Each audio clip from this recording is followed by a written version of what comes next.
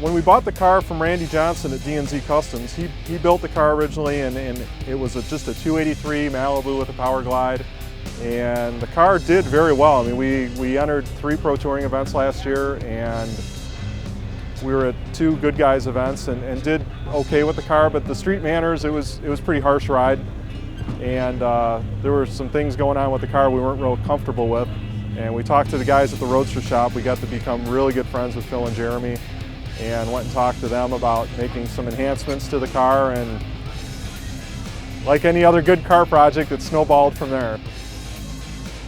We started out just going, that we were going to get one of the low-profile side rail frame chassis, and looked at what Jeremy Gerber had on his workstation, and I'm like, hey, that looks pretty cool. How close are you with it? And he's like, pretty close. I'm like, close enough? He's like, yeah, I think so. And we just love this car, and I never plan on selling it. And that's one of those one-time decisions.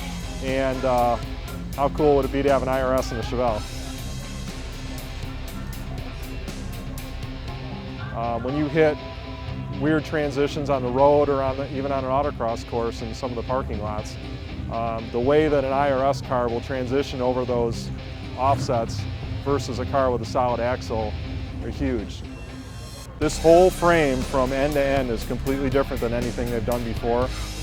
The whole front suspension geometry is the same as what they've been running previously, but the side rails only hang down about 3/4 of an inch below the rocker molding, which is about 1 inch to 1.5 inches less than a stock frame.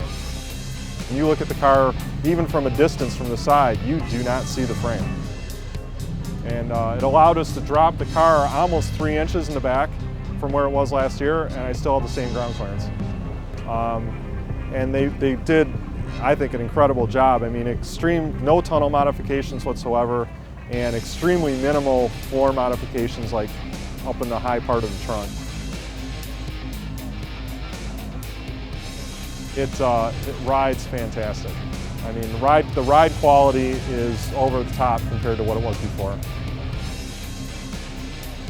Because this is the first chassis that they've done with the IRS in it, it's definitely a learning curve, and it does say, Roadster Shop Chassis Development, and it's really what it's all about.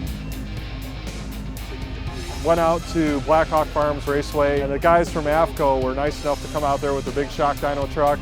Then they met us at the Gingerman event and really helped us out a lot. I think it's another reason why we picked up such great drivability with the car, is we've actually been able to lighten the spring rates and pick up awesome street manners.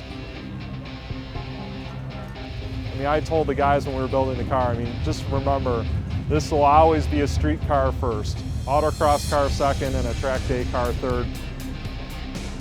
Probably only had about 30 or 40 street miles on it before we drove it to Des Moines, and it was about 350-mile drive out here. And we're going to drive it home, and yeah, we drive it to, unless we're going to a track day event, it gets driven. We put almost 5,000 miles on it last year. So it's definitely a street car. We were cruising out here doing 80 miles an hour, and I know my wife was napping along the way, and that tells you something.